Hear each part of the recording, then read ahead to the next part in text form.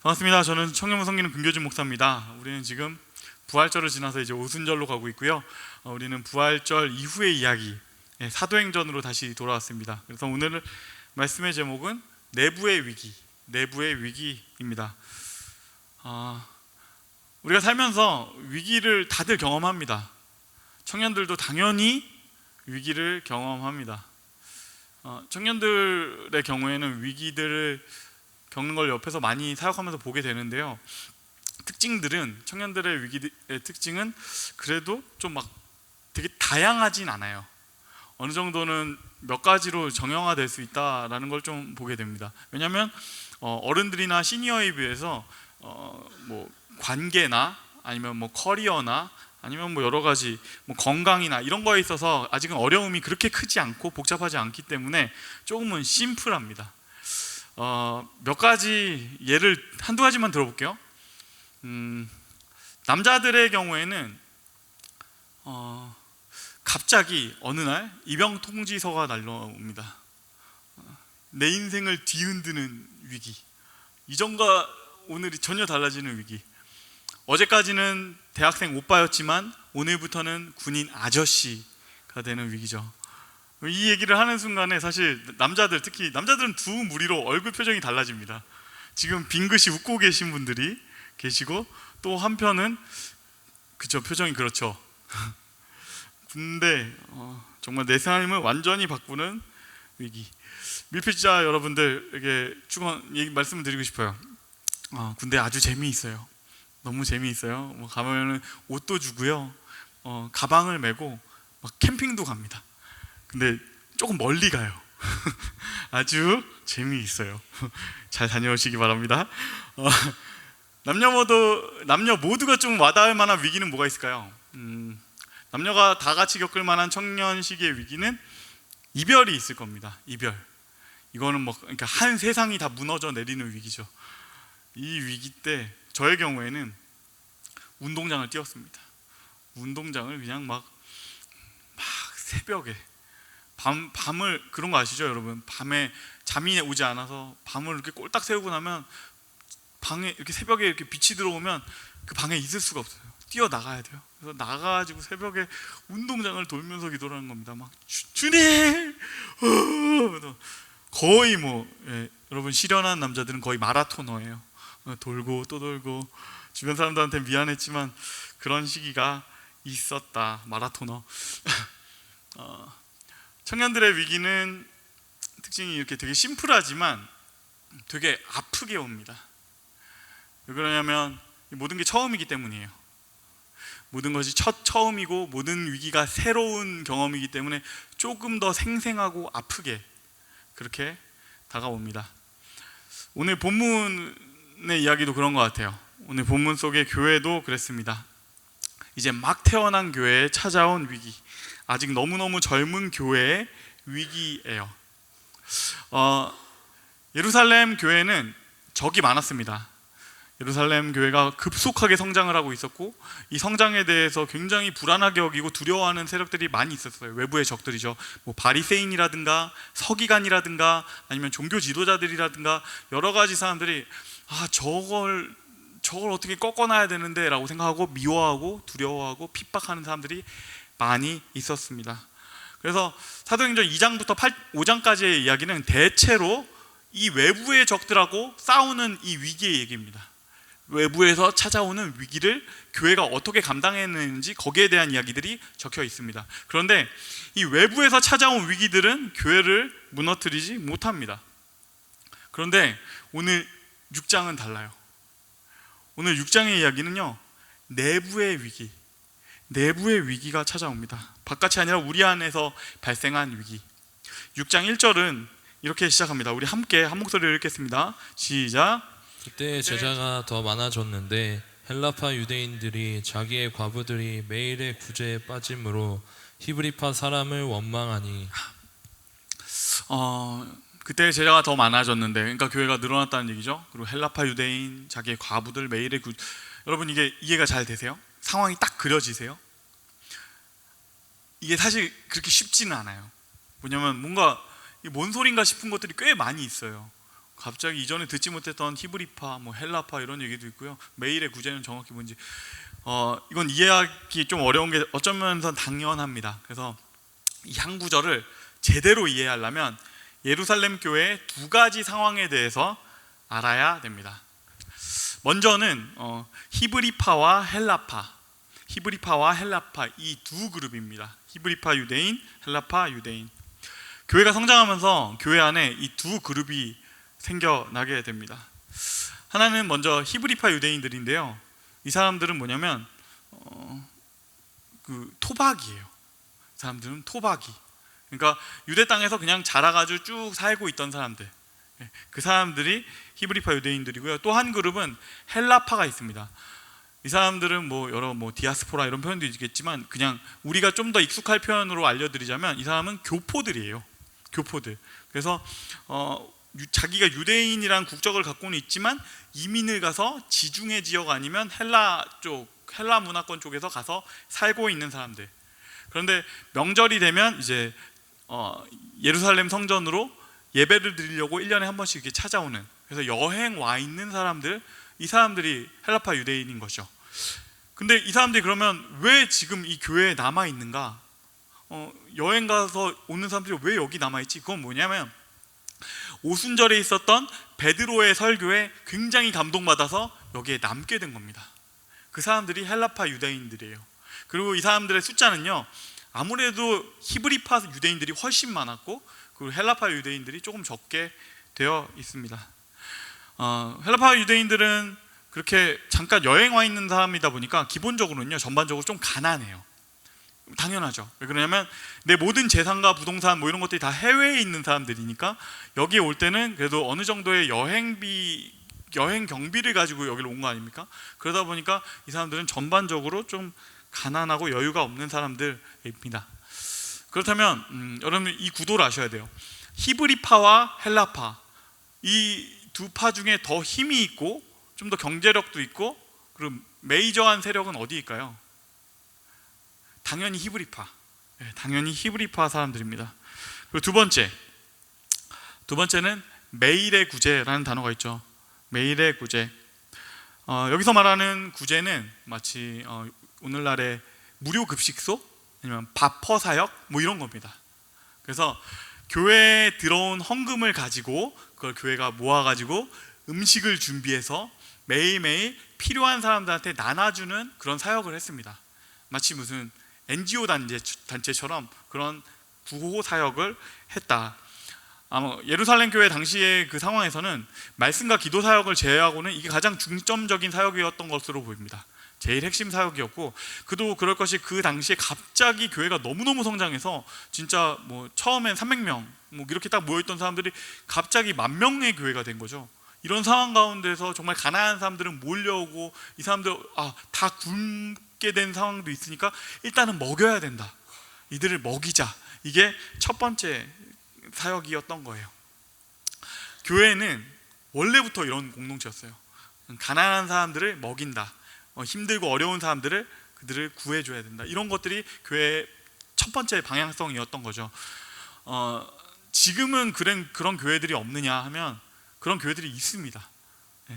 자기가 가용 가능한 예산의 50% 이상은 늘 외부로, 교회 바깥으로 흘려보내는 원칙을 가진 교회, 그런 교회들이 있어요. 대표적인 교회로 거룩한 빛 운정교회가 있죠. 여러분 이렇게 여러분의 교회가 그거예요. 저도 사실 그 마인드를 듣고 너무 반해서 여기로 오기도 했고, 여러분 그 정도의 교회에 내가 있다. 그래서 충분히 자랑스러워 하셔도 됩니다. 다시 돌아가세요. 구제 사역은 기본적으로 음식도 준비해야 되고 배식도 해야 되니까 꽤 힘든 사역입니다. 근데 갑자기 10,000명대 사람들이 확 생겨났는데 10,000명의 교회가 되고 나면 그만큼 도울 일꾼이 많아지느냐 하면 그건 아니죠. 그건 조금 더 늦게 따라와요. 그러니까 당연히 버거워지고요. 재정적으로도 좀 어려워지니까 어떤 문제가 생기냐면 음식이 모자랍니다. 음식이 모자라는 상황이 생겨납니다. 그리고 이때 하나의 문제가 더 발생하는데, 히브리파 유대인들이 자기 사람들을 조금 더 챙기는 사건이 발생해요.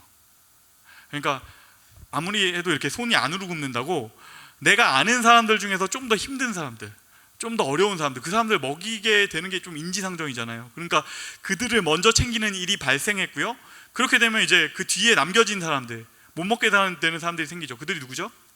헬라파 유대인들.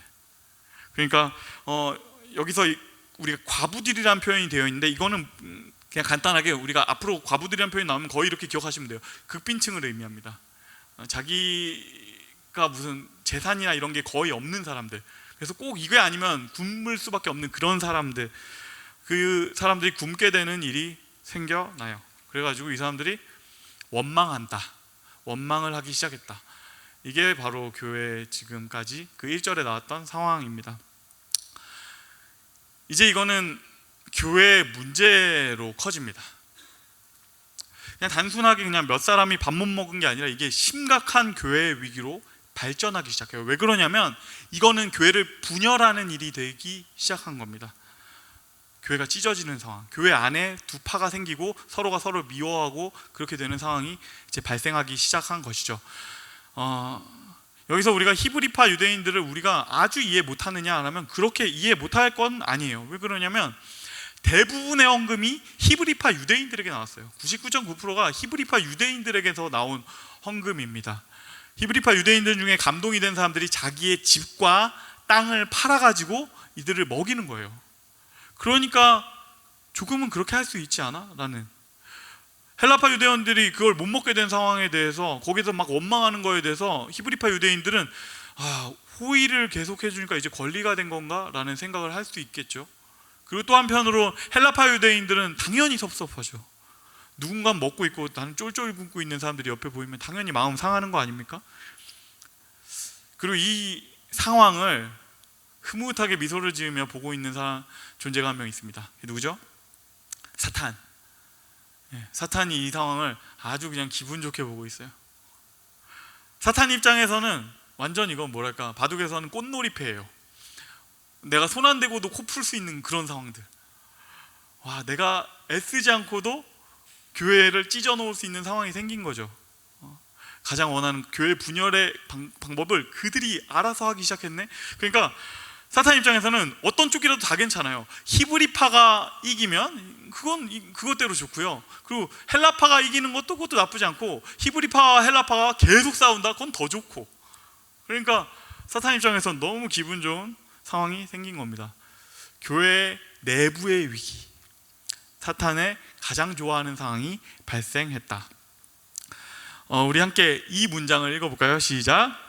내부의 위기는 우리의 민낯을 보여준다. 내부의 위기, 내부의 문제는요, 우리의 민낯을 보여줍니다. 외부에서 발생한 문제들은 조금 단순해요. 문제가 딱 발생한 순간에 저놈이다, 저놈이네 하면 끝나요. 저놈이 악당이구나 라는 게 확인이 되면 우리가 다 뭉쳐가지고 결집하고 싸우면 돼요. 그러면 되는 문제고, 어쩌면 면에선 막 그 외부에서 우리를 핍박하는 세력이 있으면 그걸로 교회가 와해되는 게 아니고요, 교회는 오히려 다 단단해져요. 더 결속력이 생겨요. 그런데 내부의 문제는 다릅니다. 내부의 위기는 우리 민낯을 보여주는데, 이때 딱 내부의 위기가 찾아오자마자 우리가 알게 되는 것은 우리는 어떤 존재이고 우리가 지금 뭘 지향하고 있지? 우리는 어떤 실력을 가지고 있지? 우리는 어느 정도 성장한 존재인지가 확 드러나게 됩니다. 여러분, 그래서 오늘 이 이야기가 그냥 단순히 2000년 전에 있었던 한 교회의 이야기가 아니라 우리 삶의 이야기가 됩니다. 우리가 위기를 만났을 때, 우리 위기 상황 앞에 딱 닥쳤을 때 우리는 어떻게 대처해야 되는가? 특별히 우리 안의 문제, 내 안의 문제, 우리 공동체의 문제가 발생했을 때 우리는 어떻게 해야 하는가? 이 문제를 마주했을 때 사도들은 어떻게 했을까요? 교회는 어떻게 했을까요? 여기에 대해서 교회가, 사도가 기가 막히게 해결합니다. 기가 막히게 대처해요. 그래서 이 내용을 우리 함께 봤으면 좋겠는데요, 이 상황을 마주한 교회의 반응은 이겁니다. 첫 번째, 함께 읽어볼까요? 첫 번째, 시작. 남 탓하지 않는다. 남 탓하지 않는다. 남 탓하지 않는다.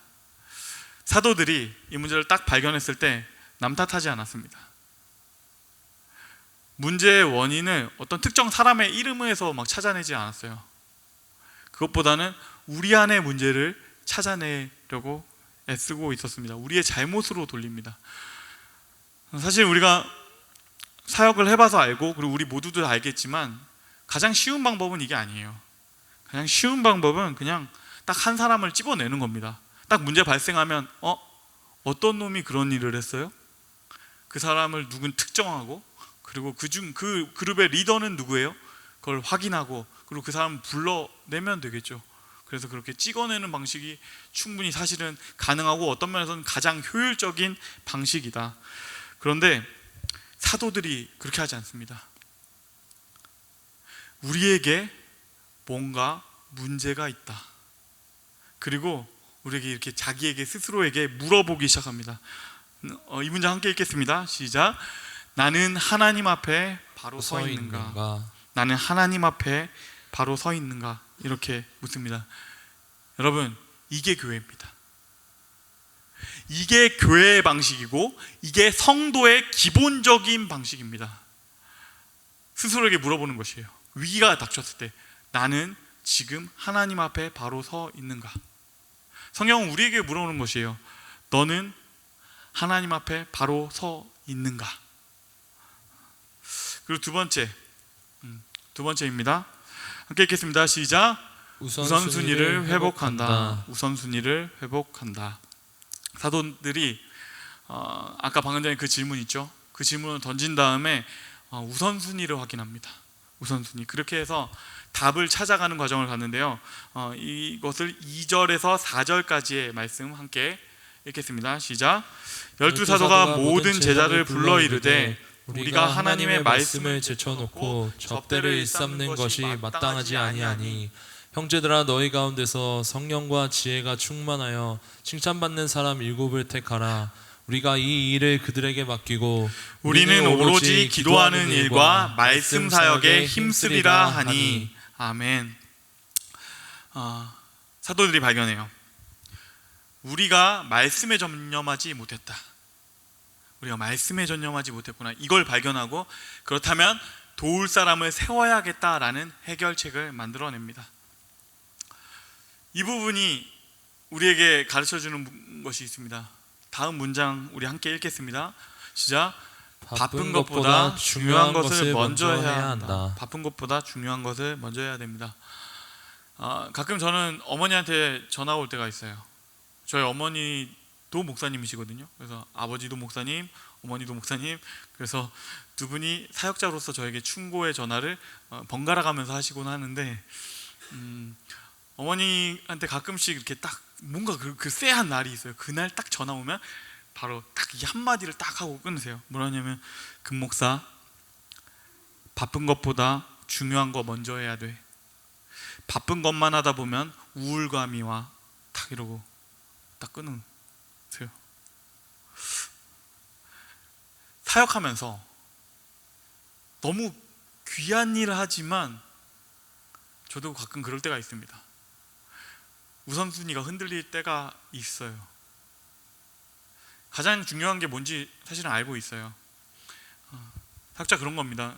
신방도 중요하고 행정도 중요해요. 그렇지만 이 바쁜 일들도 있고 행사도 중요하지만 목사가 말씀과 기도에 충실하지 못하면 이 공동체는 정말 끝나는 겁니다.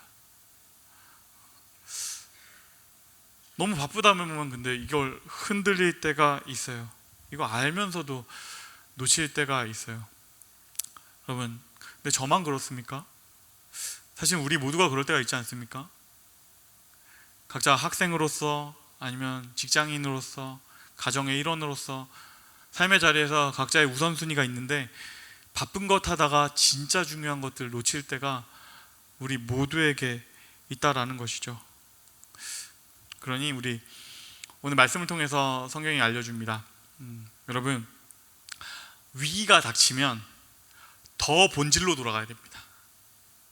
위기가 닥치면 더 본질로. 나의 우선순위가 어디에 있는가를 확인해야 돼요. 혹시 내가 놓쳐버린 건 아닌가? 아니면 우선순위가 바뀌어버린 거 아닌가? 아니면 혹은 뒤집혀버린 것은 아닌가? 바쁜 일 하다가 중요한 일 놓치지는 않았나? 이 우리의 우선순위를 다시 한번 확인하는 저와 여러분이 되기를 주님의 이름으로 축복합니다. 그리고 세 번째입니다. 이렇게 문제까지 확인한 교회가요, 이제 대처하기 시작합니다. 그것은 세 번째 함께 읽겠습니다. 시작. 가장 적합한 사람을 세운다. 가장 적합한 사람을 세운다. 교회가요 7 집사를 세웁니다. 7 리더십을 세워요. 그리고 그들의 명단이 이제 쭉 나오는데요, 여기서 아주 특별한 사실이 하나 발견됩니다. 그건 뭐냐면 이 사람들의 소속이에요. 6장 5절 말씀 한번 띄워주시겠어요? 여기서 저 하이라이트 되어 있는 부분 보면 저들이 다 이렇게 한 명 한 명이 다 7 집사입니다. 이번에 세웠던 리더십들. 그래서 스데반, 빌립, 브로고로, 니가노르, 디몬, 바메나, 디골라, 이 사람들이 있는데요, 이 이름을 딱 보면 알 수가 있습니다. 이거는 뭐냐면 이 사람들 모두가 헬라파 유대인이란 거예요. 이건 뭐냐면 이 사람들의 이름이 다 헬라식 이름이기 때문이에요. 우리로 치면 이런 느낌이에요. 딱 보니까 이번에 집사를 새롭게 세웠습니다. 마이클, 뭐 크리스, 톰, 뭐 이런 식으로. 그럼 얘는 교포를 세웠구나 알 수 있는 그런 게 있잖아요. 그런 거예요. 이거는 어떤 면에서 되게 놀라운 겁니다. 이 결정을 하는 순간에 히브리파 사람들은 재정 문제에서 손을 떼는 거예요. 그리고 이 헬라파 유대인들을 자기의 리더십으로 세우고 그들을 우리의 대표로 세워놓게 되는 거죠. 그리고 그들이 이제 일하기 시작하면 우리는 순종하게 되는, 그들의 명령에 따르게 되는 이런 상황에 처하게 돼요. 근데 이거는 진짜 놀라운 아량이에요. 원망하고 있던 헬라파 사람들 중에서 7명의 리더십을 다 세운다? 이건 히브리파 입장에서는 말이 안 되는 일이죠. 이건 너무너무 대단한 아량이고, 그리고 되게 성숙한 크리스천들의 모습입니다. 이 선택이 그냥 단순히 감정적인 선택은 아닙니다. 왜 그러냐면 지금 헬라파 사람들은 지금 자기의 삶의 터전을 떠나온 사람들이다 보니까 이 사람들은 분명히 이렇게 자기의 충분한 능력도 있는 사람이지만 지금은 시간적으로 좀 여유가 있는 사람들이에요. 그러니까 사역을 위해서 자기의 시간을 충분히 내놓을 수 있고, 그리고 그럴 수 있는 능력도 있는 사람들, 그런 사람들이 헬라파 유대인이었기 때문에 세울 수 있었다. 사역에 더 적합한 사람들이었다라는 것을 볼 수 있어요. 그런데 히브리파 유대인 입장에서 정말로 그럴 필요가 있었을까라고 생각하면 좀 다른 문제예요. 꼭 그 원망하던 헬라파 유대인들 중에 리더십을 부여해주고 내가 그들 밑으로 들어가는 그 선택을 할 필요가 있었을까? 내가 돈도 더 있고 내가 정치력도 더 있고 우리의 숫자도 훨씬 더 많은데 전혀 그럴 필요가 없죠. 그런데 히브리파 유대인들이요 그렇게 합니다. 헌신할 수 있는 여유가 있었던 이 헬라파 사람들 가운데서 성령과 지혜가 충만한 사람, 공동체의 인정을 받은 사람으로 7명을 세웁니다. 가장 적절한 사람으로 우리의 대표를 세우고, 그리고 우리는 철저히 순종한다. 저는 7 집사들의 활동도 놀랍지만 이 히브리파 유대인들의 결정이 너무나 더 놀랍고 대단하다고 생각합니다. 교회가 이런 결정을 합니다. 이렇게 놀랍도록 멋지게 대처한다. 그리고 교회의 대처는 이걸로 끝납니다. 그러면 우리가 마지막으로 보고 싶은 것이 생깁니다. 그건 뭐냐면 그렇게 세워진 사람들은 어떤 일을 했지? 라는 거예요. 그렇게 세워진 7 집사들이 어떤 활동을 했을까? 이게 그 다음으로 궁금해지는 것이죠. 이렇게 교회가 심사숙고해서 세운 그들의 활동은 어떤 식으로 진행됐을지 저는 사실 사역자이기 때문에 너무너무 궁금해요. 이 사람들이 어떻게 사역했을까? 어떤 일들을 했을까? 얼마나 멋진 무언가를 했을까? 뭔가 이렇게 설레는 마음으로 딱 보고 있는데, 그런데요 반전이 있습니다. 여러분, 아무런 설명이 없어요. 성경은 아무것도 기록해 놓지 않습니다. 이 세워진 7 집사들의 활동에 대해서 아무런 설명이 없습니다. 7절 말씀입니다. 함께 읽겠습니다. 하나님의 말씀이 점점 왕성하여 예루살렘에 있는 제자의 수가 심히 많아지고 허다한 제사장의 무리도 이 도에 복종하니라. 아멘. 말씀이 왕성하였다. 그 결과만 기록되어 있어요. 그저 하나님의 말씀이 왕성해졌다. 이걸로 그들이 했던 일에 대한 설명이 그냥 끝납니다. 사실 우리가 지금 7 집사라고 표현하고 있지만 사실은 진짜 좀 더 깊게 들어가면 이 사람들은 7 집사라고 그 직분마저도 표현되어 있지 않아요. 그들이 그냥 단지 하는 일이 그 섬기는 일, 그러니까 디아코네오라고 표현되어 있는 이 일이니까 이 사람들이 디콘, 집사구나 이렇게 우리가 추측해서 그들의 이렇게 직분을 만들어서 이렇게 부르게 되는 것이지 사실은 그렇게 적혀 있지도 않습니다. 그냥 그 사람들은 섬기는 7 사람이었다. 그저 7이었다. 이렇게 기록되어 있습니다. 그리고 이 7명의 직분자들이 철저하게 숨겨집니다. 우리는 하나님의 종이다. 우리는 교회를 위해서 세워졌다. 우리는 섬겼다.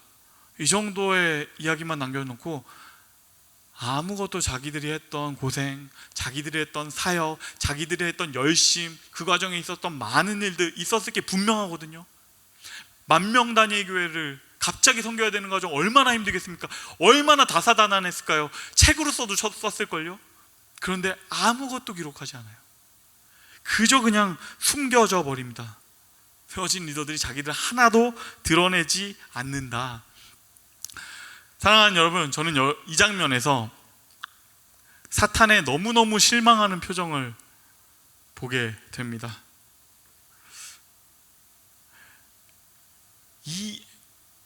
아까 말씀드렸잖아요. 사탄은 어느 쪽이 이길지를 너무 기대하고 있었다고. 히브리파가 이겨도 좋고 헬라파가 이겨도 좋아. 어느 쪽이 이길지를 막 기대하면서 있어요. 그런데요, 일단 표면적으로는 히브리파 유대인들이 진 것처럼 보여요. 그들이 모든 권리를 다 포기하고 딱 내려놓잖아요.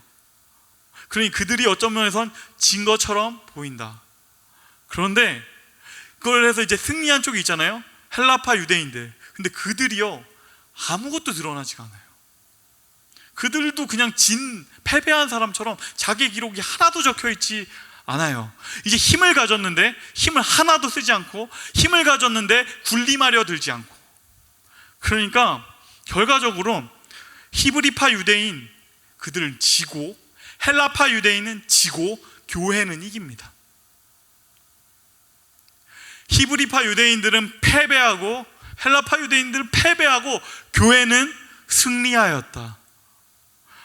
이것이 오늘 우리가 본문을 통해서 보게 되는 것입니다. 말씀을 맺겠습니다.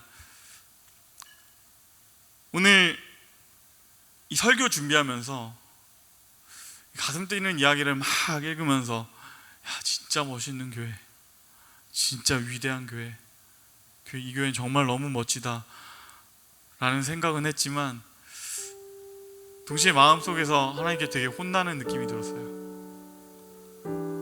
왜냐면 우리를 돌아보게 되더라고요. 우리는 좀 안 그런 것 같은 거예요.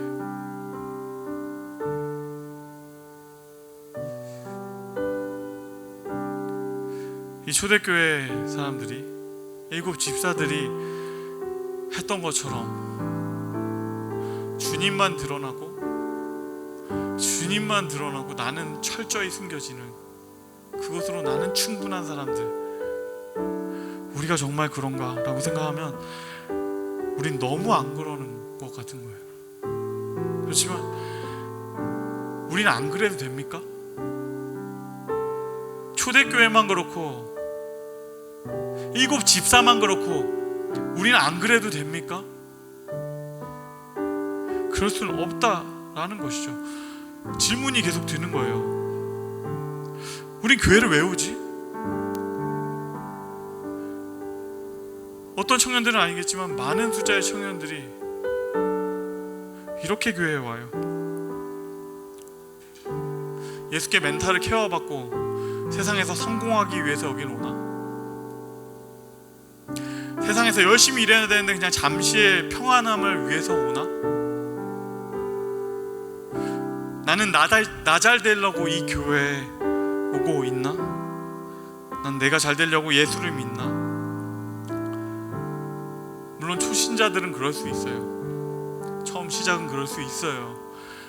그렇지만 예수님을 더 알아가는 사람들은 그럴 수는 없어요. 하나님의 은혜 가운데로, 믿음 가운데로 한 걸음씩 한 걸음씩 걸어 들어오면서는 그렇게 될 수가 없어요.